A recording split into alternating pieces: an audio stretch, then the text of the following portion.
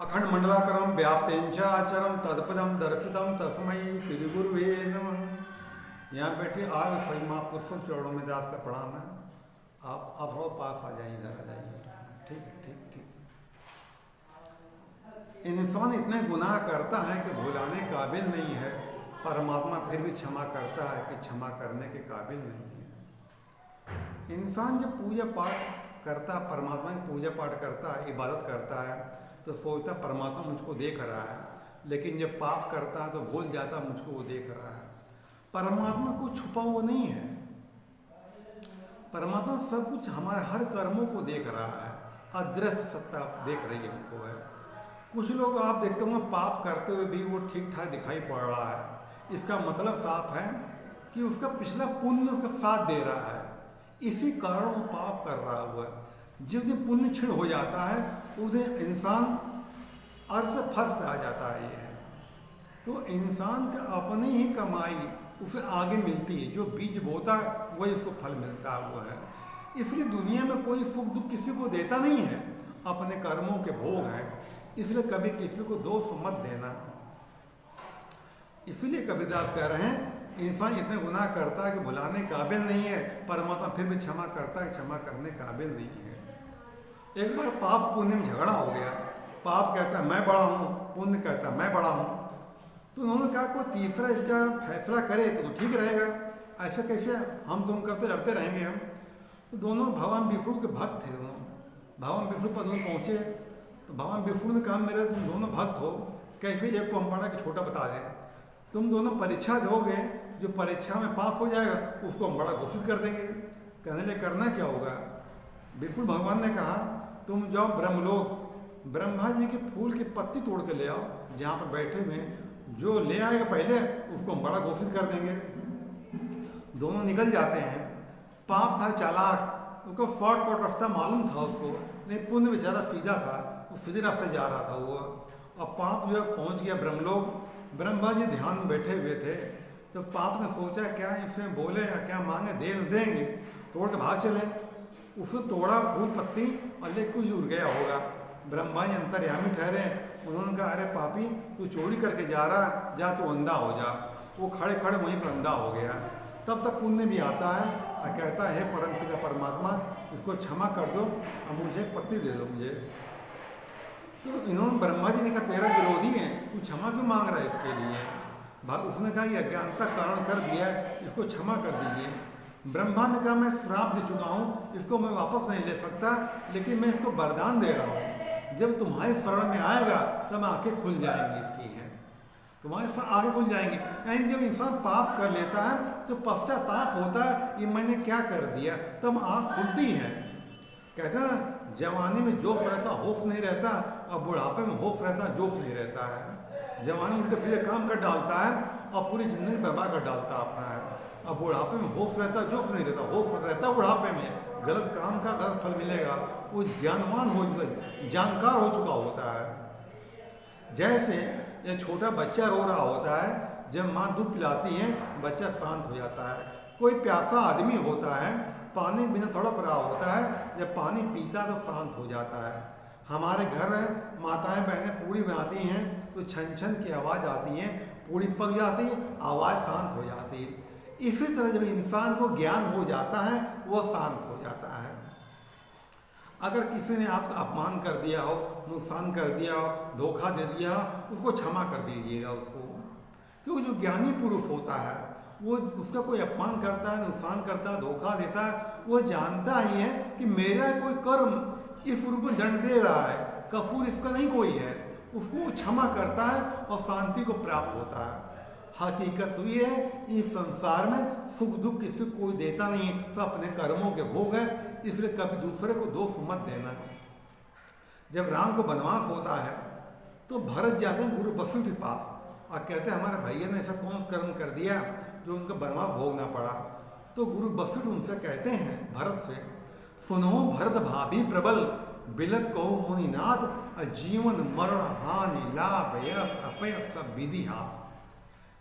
विधि हाथ है। अब विधि क्या है, विधि परमात्मा नहीं है, हमारा कर्म विधाता, हमारा भाग्य विधाता है। हमने जो बोया वो हमने काटा उसको। तो जीना मरना, हानि लाभ, यह सब विधि हाथ ये है, हमारे भाग्य विधाता के हाथ में है।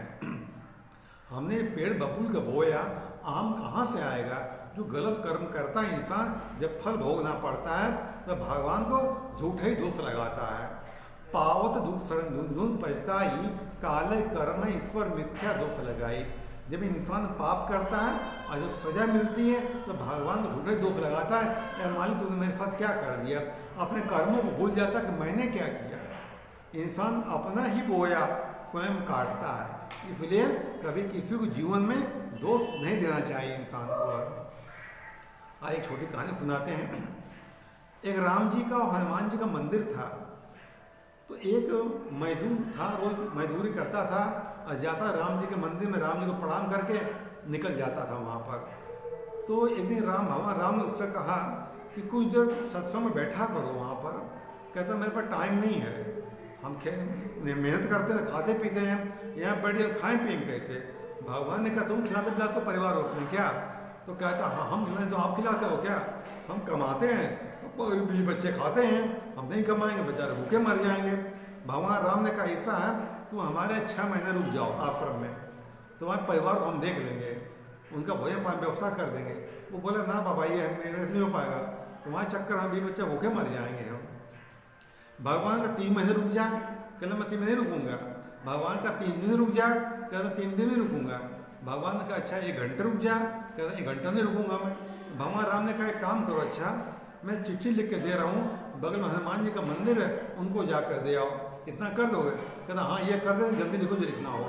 भगवान राम ने चिट्ठी लिखी एक ठो और उसको दे दिया, हनुमान जी मंदिर जाओ दिया करके। वो गया हनुमान जी के मंदिर में, हनुमान जी ने कहा क्या बात है? कहते भगवान राम चिट्ठी भेजी है, पढ़ लो। तो मैं जा रहा हूँ। हनुमान जी का रुको तो देखें लिखा क्या है, तो चले जाना अभी। कहते जल्दी पढ़ने में टाइम नहीं मेरे पास है। उसमें परिचय में लिखा था इस आदमी को 6 महीने के लिए आश्रम में कैद कर लिया जाए। हनुमान जी ने कहा तुम नहीं जा सकते हो। कहते क्यों नहीं जा सकते हैं, हमें कमाने जाना है। भगवान हनुमान जी ने कहा भगवान राम का आदेश है कि 6 महीने तुम यहीं रुक जाओगे। वो बोला हनुमान जी पगला गए हो क्या, हमारे 20 बच्चे भूखे मर जाएंगे सब यहाँ पर। हनुमान जी ने कहा कुछ नहीं हम प्रभु देख लेंगे, तुम यहीं पर रहो। कहता मैं भाग जाऊँगा। हनुमान जी ने कहा अच्छा भागो। वो भागा, हनुमान ने पूंछ बढ़ाई और पकड़ लिया और आश्रम में कैद कर लिया। वहाँ पर वो जाने का रास्ता बंद हो गया। अब बेचारा रोने लगा, सर पीटने लगा, मैं कहाँ भगवान चक्कर फंस गया, मेरे भी बच्चों को क्या होगा। बेचारा रोता रहा और किसी तरह वहाँ पर कई दिन तक परेशान रहा। वहाँ पर वो रोज रोता रहा कि हमारा परिवार कैसे होगा। उधर भगवान ने क्या किया, उसके लड़के की नौकरी लगवा दी, उसकी नौकरी बढ़िया नौकरी मिल गई, दोनों लड़के नौकरी लगने लगे उसकी। और 6 महीने तक वो कैद रहा। और 6 महीने के बाद जो है जब घर छोड़ा गया उसको, तो कहता मैं कभी नहीं आऊँगा यहाँ पर, मेरे 20 बच्चे ने क्या उनका हो गया होगा। जब जाता घर पर तो देखता उसका मकान 2 मंजिला बना हुआ है। तो कहता है मेरे 20 बच्चे कहीं लगता चले गए और हम कैसे गुजारा मेरा होगा, कैसे कहाँ जा क्या हूँ, मर गए होंगे जिंदा होंगे जा करके। उसकी पत्नी 2 मंजिल छत कपड़ा सुखा रही थी। उसने देखा तो दौड़ के नीचे आई, कहने लगी कहाँ चले गए थे, जब से आप गए हमें किस्मत बदल गई है करके। लड़के नौकरी लगी तो 2 मंजिला मकान बन गया, आप चले गए तो उसके बाद इतना हुआ जा करके। वो देखा देखते ही रह गया। उसको लगा कि मेरे से गलती मुझसे हो गई, परमात्मा ने कितना बढ़िया काम कर दिया। उनके आश्रम गया, फिर मंदिर गया, उनसे हाथ जोड़ क्षमा मांगी, प्रार्थना करी उनसे कि मेरे मालिक मुझको क्षमा करो, मैं नहीं जानता था, आप ऐसा कर देंगे। तो दुनिया परमात्मा के विधि विधान चलता ही है। इस संसार में सारा कुछ परमात्मा की मर्जी से होता है। इंसान ने सोचा कब होता है, परमात्मा सोचा होता तत्काल, बलि चाहता आकाश भेज दिया पाताल। तो परमात्मा जो करता अच्छा करता है।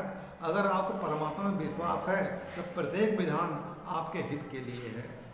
हम कुछ परमात्मा कभी कुछ मांगो आप और आपकी इच्छा पूरी ना हो, मन में हीन भावना मत लाना, यह समझना परमात्मा ने मेरी भलाई के लिए मेरे मन की न करके अपने मन कर रहा है। क्योंकि परमात्मा जानता हमारा भला बुरा किसमें है। हम लोग अज्ञानी प्राणी, हम नहीं जानते हमारा भला बुरा किसमें है। आइए अब योगा का टाइम हो गया, अब हम लोग योगा करते हैं। चलिए।